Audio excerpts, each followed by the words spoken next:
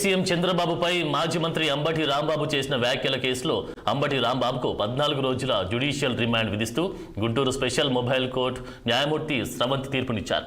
ఈ నేపథ్యంలో అంబటి రాంబాబును రాత్రి పోలీసులు రాజమండ్రి సెంట్రల్ జైలుకు తరలించారు.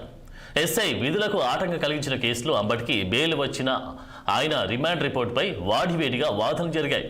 రాష్ట్ర వ్యాప్తంగా అంబటిపై 16 కేసులు ఉన్నాయని, అంబటి పదే పదే విమర్శలు చేస్తూ వివాదాలకు సృష్టిస్తున్నారని నల్లపాడు పోలీసులు న్యాయమూర్తికి తెలిపారు.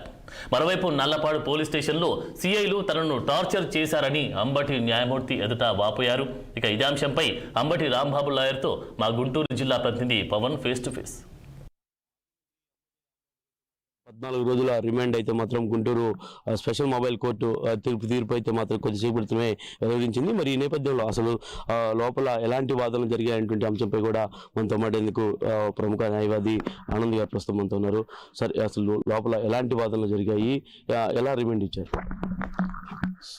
అంటే అంబటి రాంబాబు గారు రిమాండ్ చేసిన తర్వాత కోర్టుకు ప్రొడ్యూస్ చేసిన తర్వాత సుదీర్ఘ వాదనలే జరిగినాయి. అతని తరపున పొన్నవాళ్ళు సుధాకర్ గారు వచ్చారు. పోలీసుల తరపున, ప్రాసిక్యూషన్ తరపున విజయలక్ష్మి గారు, వేరే పీపీ గారు వచ్చారు. విజయలక్ష్మి గారు చాలా చక్కగా చెప్పారు.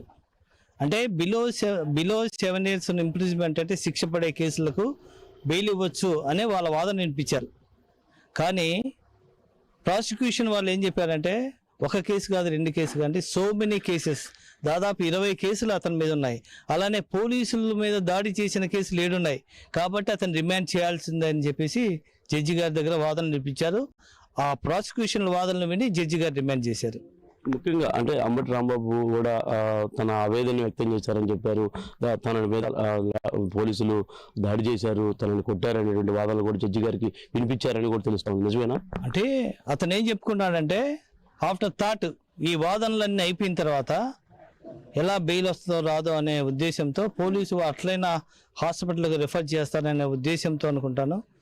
2 సిఐలు, ఒక వంశీ అనే సిఐ గారు, నల్లపాడు సిఐ గారు, పట్టాపురం సిఐ గారు నా కాళ్ళ పంగ చీల్చేసి నా మీద హరాస్ చేశారండి అని చెప్పారు. కానీ అక్కడ ఎలాంటి దెబ్బలు అలాంటివి లేవు కాబట్టి కోర్టు దాన్ని కన్సిడర్ తీసుకోవాలి.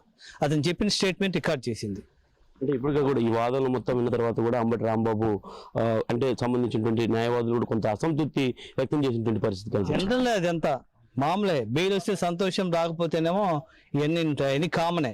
కాబట్టి దానికి వదిలేయవలసిన పని ఏం లేదు. అలాంటి జనరలే కదా. మనం గెలిచామంటే ఒక రకంగా ఉంటుంది, ఓడిపోయామంటే ఉంటుంది. ఓడిపోయిన ఆవేశంలో అలా మాట్లాడుతుంటారు. మొత్తం 2 రోజులు రిమాండ్ సార్. 13వ తారీఖు వరకు. ఎక్కడ తరలించారు? అంటే అతను రాజమండ్రి కావాలని అడిగారు, రాజమండ్రికి కన్సిడర్ చేశారు కోర్టు వారు.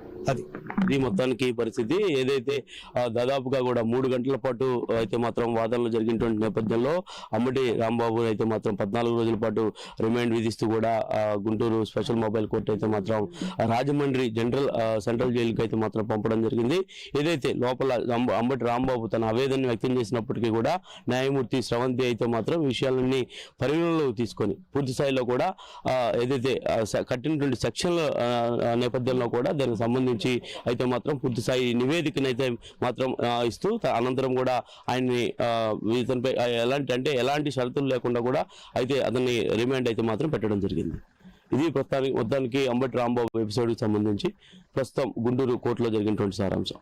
కెమెరా పర్సన్ రమణతో పవన్ నాయుడు, 6 టీవీ, గుంటూరు జిల్లా కోర్టు నుంచి.